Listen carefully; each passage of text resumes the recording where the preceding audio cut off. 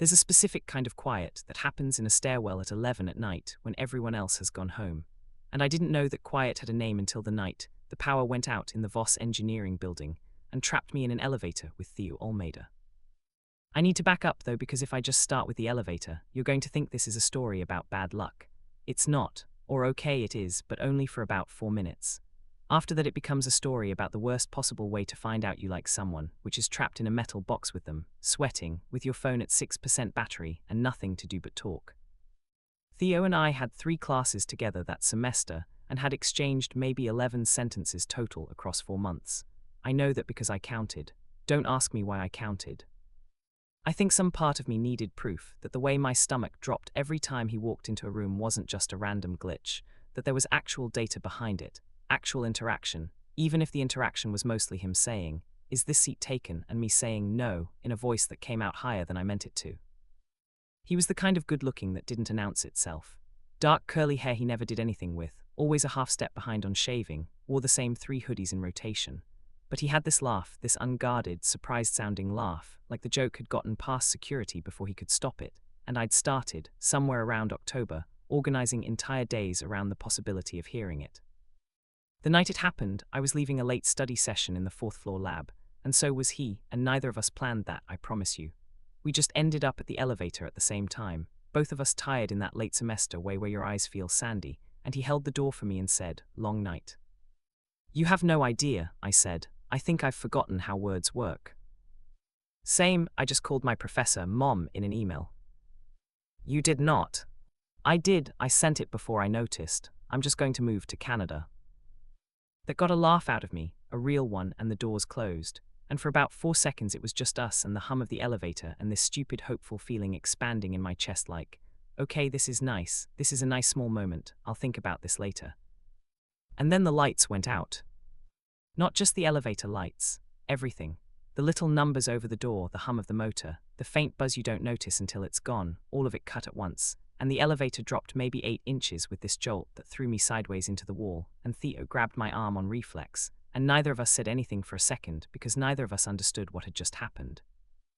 "Okay," he said into the dark. "Okay, that's not good." "Are you okay?" "Yes, you." "I think so." My heart was going so hard I could feel it in my ears. Did we just lose power? "I think the whole building did. Look," and I followed his voice toward the seam of the door, where there should have been hallway light bleeding through, and there wasn't, just black. I want to be honest about this part, because I think if I smooth it over it stops being true. I was scared.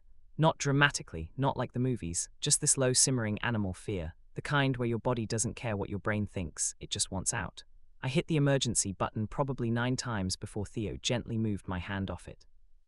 "I already tried it before you woke up," he said, and it took me a second to realize he meant before I'd fully registered what was happening. "There's an alarm going off outside, I think. Somebody'll come." "How do you know?" "I don't, I'm just saying it because it sounds better than 'we're going to die in here.'" I laughed, this cracked, unsteady laugh, and he must have heard how close I was to actual panic because his voice changed, got quieter, less jokey. "Hey Micah, sit down with me, okay? The floor's probably cleaner than we think." We sat, backs against opposite walls, close enough in that tiny space that our knees almost touched. My eyes started adjusting a little. There was some thin grey light coming from somewhere, maybe a battery backup sign down the shaft, enough that I could make out the shape of him, not his face, just the outline. "Talk to me about something," I said. "Anything, I need my brain to do something other than this." Okay, weird request, but okay. A pause. "Do you know that ducks have a sense of taste, but not a great one? They've basically got like 300 taste buds. Humans have like 10,000. "Why do you know that?" "I don't know. I panic Google random facts. It's a whole thing. I did it during my parents' divorce. I learned everything there is to know about the Titanic's orchestra." "The orchestra?" "They kept playing while it was sinking. I don't know why 12-year-old me needed to know that so bad, but I did."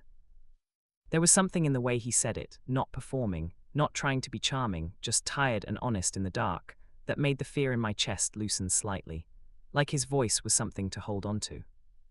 "Can I tell you something humiliating?" he said, "if you promise it doesn't leave this elevator." "I mean, where would I even say it?" "Fair," I heard him shift. "I used to think you didn't like me."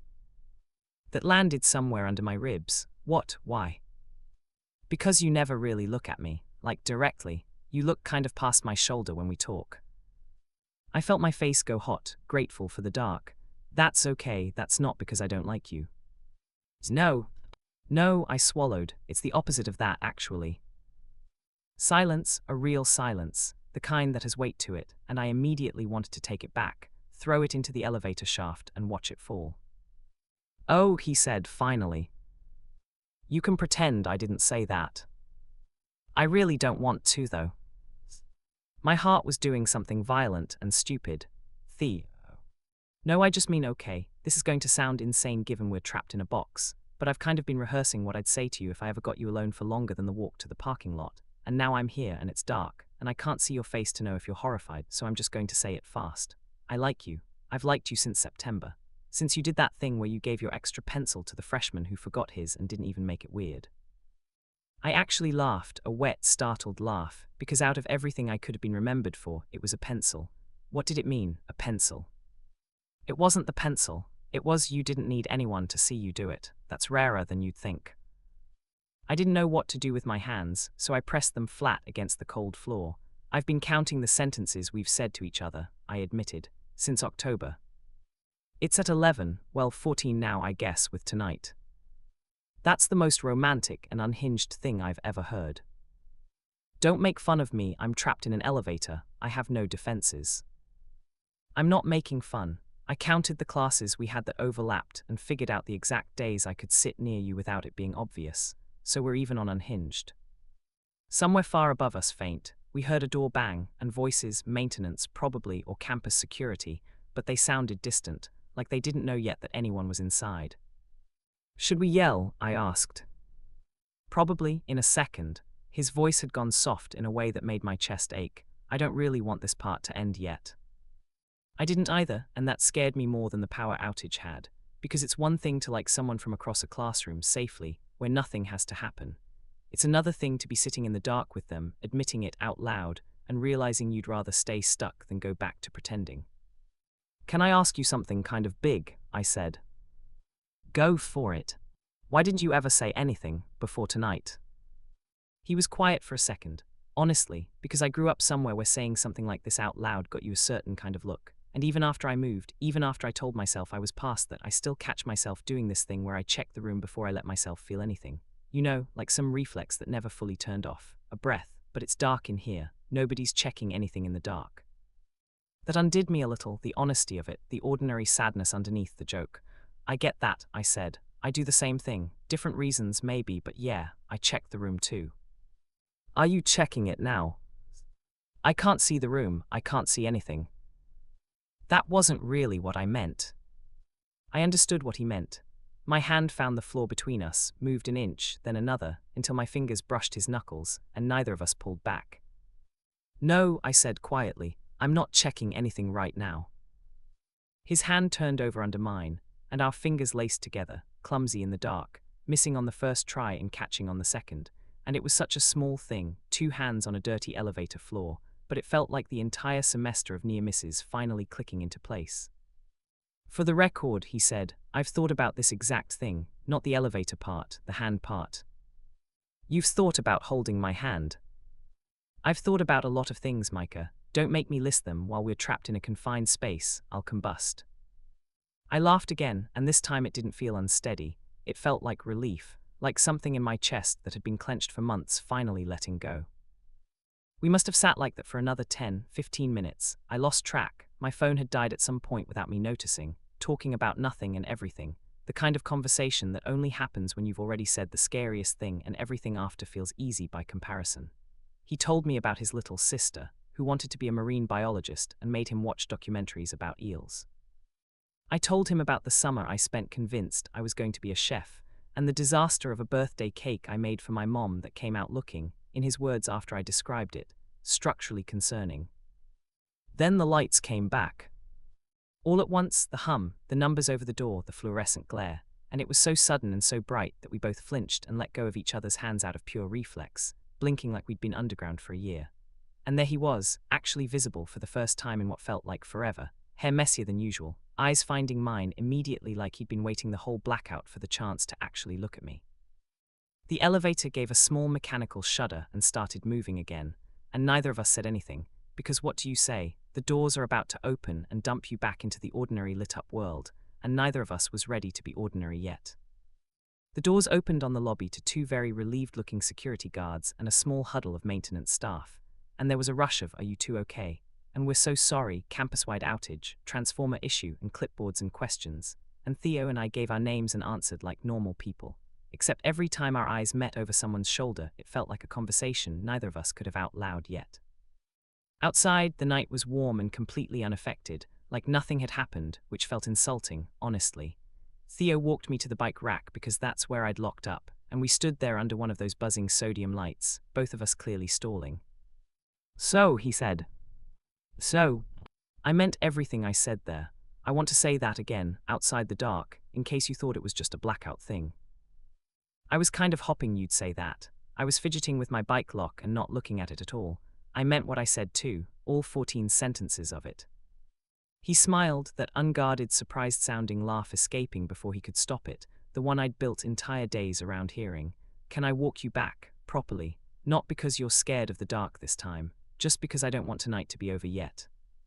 "I'd like that," I said, "but you should know if you keep looking at me like that, I'm going to forget how to unlock my bike." "Good," he said, "take your time." We didn't kiss that night. It felt too fast, too soon, like it deserved more than an adrenaline-soaked parking lot at midnight. But he texted me the second he got home, from a phone that had apparently survived the outage better than mine had, and it just said, "For the record, if the power ever goes out again, I volunteer as tribute." I stared at that message for probably 10 full minutes before I could figure out how to answer it, because it's a strange thing, realizing the person you've quietly wanted for months has been quietly wanting you back the whole time, both of you just waiting for the lights to go out long enough to say so. We went on our first actual date 4 days later, and I remember almost nothing about the restaurant, except that he ordered dessert first out of some kind of protest against convention, and reached across the table halfway through and took my hand again, deliberately this time, in full light, no darkness to hide in. "Better?" he asked, like he could read exactly what I was thinking. "Better," I said. It's been 2 years now. We still take that elevator sometimes on the way to the same lab, just to be dramatic about it, and every single time, right before the doors close, one of us says, "Ready for the power to go out," and the other one says, "Please," and it's become this small ridiculous ritual that only makes sense to us. I think about it a lot, actually, how something that should have been the worst 4 minutes of my week, trapped and scared and out of options, ended up being the only reason either of us finally said the truth out loud. Sometimes the thing you think is trapping you is actually just holding you still long enough to stop running from what you already feel. And sometimes all it takes is the lights going out for you to finally see someone clearly.